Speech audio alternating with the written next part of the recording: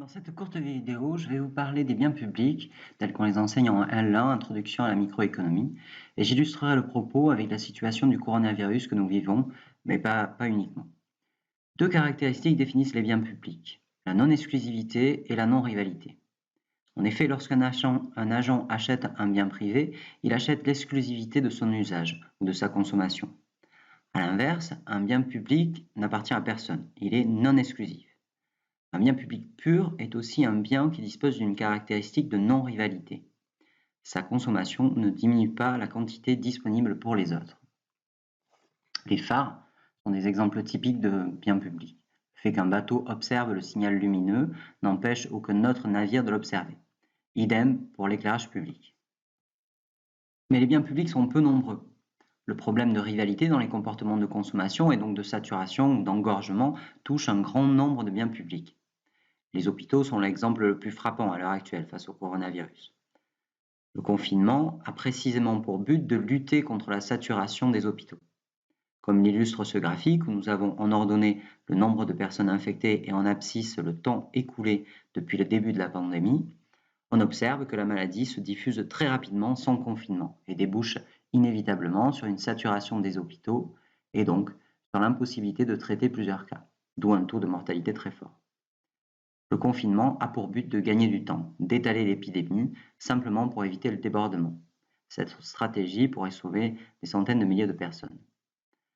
Dans les faits, des pays tels que la Chine ou la Corée ont réussi à aplatir cette courbe grâce à diverses interventions de confinement qui sont soit massives, soit spécifiques. Notez que dans cette période très particulière, quasiment tous les biens publics vont souffrir de comportements de rivalité. L'administration publique qui doit gérer les dispositifs de report de charges sociales et fiscales, qui va devoir gérer des fonds spéciaux de solidarité, etc., va inévitablement être débordée. Des files d'attente importantes dans le traitement des dossiers sont à prévoir. Le problème essentiel de ces biens publics, dits impurs, aussi qualifiés de ressources communes, est que comme les agents ne sollicitent une très faible fraction de la ressource, ils ne prennent pas en compte le fait que si un grand nombre d'individus adoptent le même comportement, alors la ressource risque d'être surexploitée. On parle alors de tragédie des communs. Pour expliquer cette tragédie, on a souvent recours à la parabole des pâtures communes, qui était très développée avant la révolution industrielle. En période de croissance économique, chaque éleveur est incité à rajouter du bétail sur son territoire, en pensant que cette action, qui est marginale, n'affectera pas la ressource. Mais comme tous les éleveurs réfléchissent en ces termes, la ressource est mise en danger, le bétail n'aura plus rien à consommer et risque de dépérir. Le problème réside dans l'absence d'action collective. Dans ce cas, il aurait fallu un contrôle de la taille de l'élevage.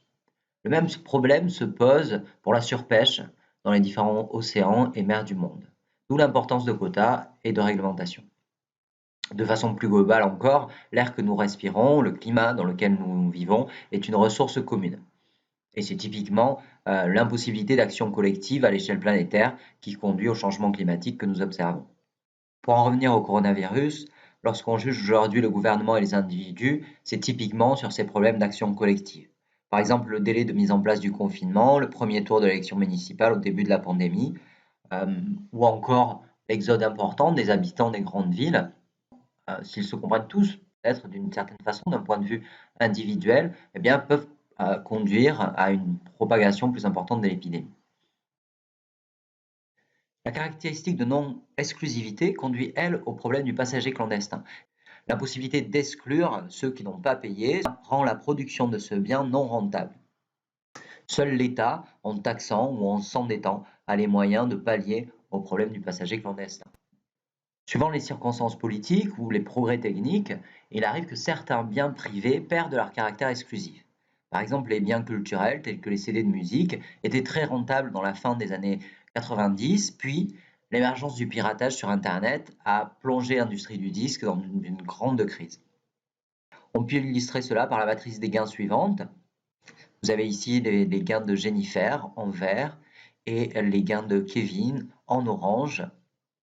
Ce que se disait Jennifer dans les années 2000, c'est que si Kevin achetait un CD et le mettait en ligne, elle pourrait l'écouter sans le payer Et Kevin, de son côté, se disait exactement la même chose.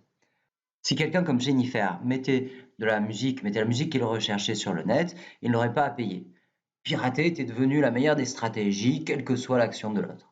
En d'autres termes, pirater était devenu la stratégie dominante de tous. On parle d'équilibre de Nash.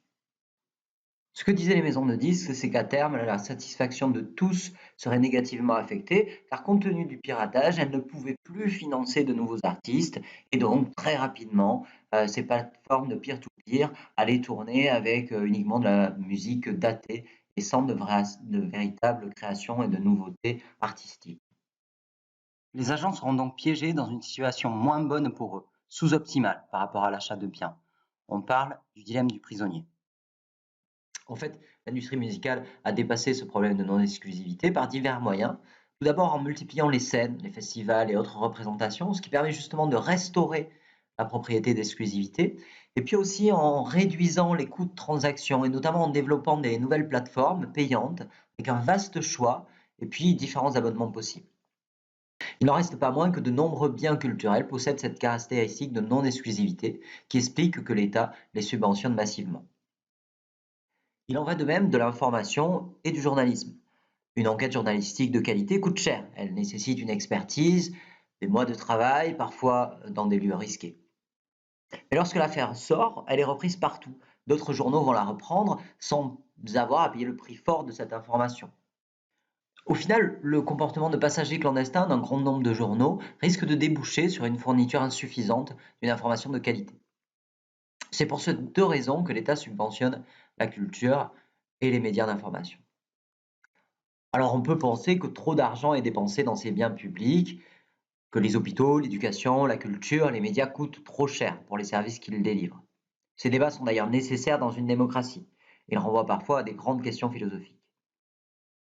Les économistes ont une réponse qui n'en est pas vraiment une. Ils disent que la fourniture d'un bien public améliore la satisfaction de tous si la somme des dispositions à payer est égale ou supérieure au coût de production du bien public. Alors ça, c'est dans le cas des biens discrets, donc c'est un peu binaire comme raisonnement, soit on délivre le bien, soit on ne le délivre pas. Dans le cas des biens continus, c'est-à-dire de la plupart des services publics, eh bien la formule est légèrement plus complexe, mais revient au même. En fait, le raisonnement se fait simplement en variation marginale. La fourniture d'un bien public est efficace, au sens de Pareto, lorsque la somme des taux marginaux de substitution de l'ensemble des consommateurs est égale au taux marginal de transformation du bien public, c'est-à-dire à son coût marginal de production.